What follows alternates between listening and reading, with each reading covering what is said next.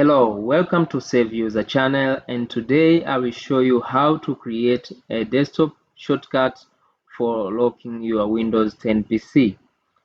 There are several different ways you can lock your Windows 10 PC, but today I'll show you a quick way on how you can create a shortcut on your desktop.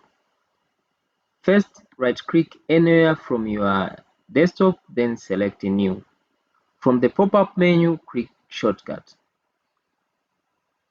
Already you will see a new shortcut created on your desktop, and under this location of the item, just copy and paste this command.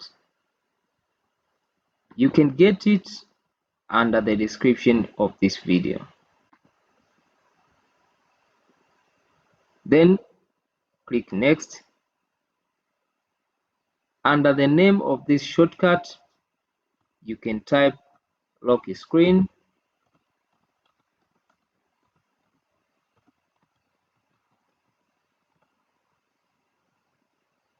then click Finish. Now you have done. The desktop icon for locking your Windows 10 PC is already created. You can double click it to lock your screen, and if you want to log in again, it will request you to enter the password.